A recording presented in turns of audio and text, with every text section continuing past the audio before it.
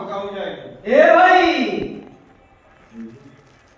ଡାଳଟା ଯେତେ ଉପରକୁ ଗଲେନି ମୂଳଠାରୁ ଅଲଗା ହୋଇଯାଏ। ମୂଳ ଠାରୁ କେବେ ଅଲଗା ହେଇଯାଏନି। ଯୋଉ ଡାଳ ଅଲଗା ହୋଇଯାଏ ଆଉ ଯୋଉ ଡାଳ ଅଲଗା ହେଇଯାଏ ସେ ଡାଳ କଚାଡ଼ି ହେଇ ତଳେ ପଡେ। ସେ ଡାଳ କଚାଡ଼ି ହେଇ ତଳେ ପଡ଼ିଯାଏ।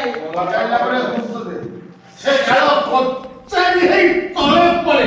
ସେ ଡାଳ କଚାଡ଼ି ହେଇ ତଳେ ପଡ଼େ। ମଲା ଡାଳ ପାଲଟିଯାଏ। ଆଉ ମଲା ଡାଳ ପାଲଟିଯାଏ।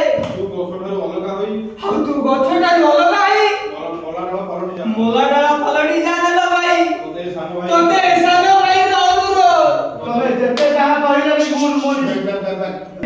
ମୁଁ କେବେ ମୋ ନିଷ୍ପତ୍ତି ବଦଳେଇ ଦେଇ ପାରିବି। ତମେ ବି ଯେତେ କାହିଁକି ବଦଳେଇ ପାରିବୁନି ତୁ?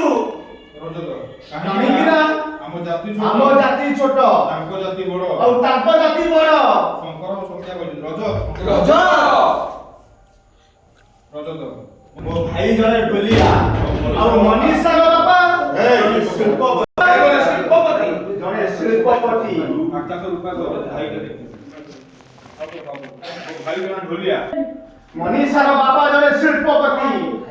ଭାଇ ରଜତ ତାଙ୍କ ଷ୍ଟାଟସ୍ ଆମ ତାଙ୍କ ଷ୍ଟାଟସ୍ ଆଉ ଆମ ଷ୍ଟାଟସ୍ ଭିତରେ ଆକାଶ ପାତାଳ ପ୍ରଭେଦ।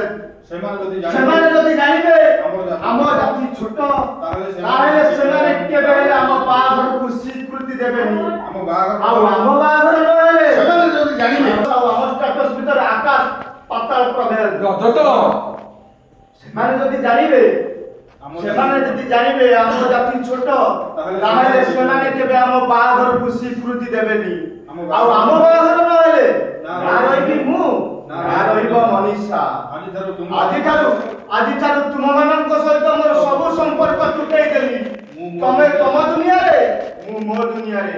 ଆଜିଠାରୁ ତମେ ମାନେ ମୋ ଠାରୁ ମରିଗଲ ମୁଁ ତୁମ ମାନଙ୍କ ଠାରୁ ମରିଗଲି। ମୁଁ ଆସୁଛି ଭାଇ।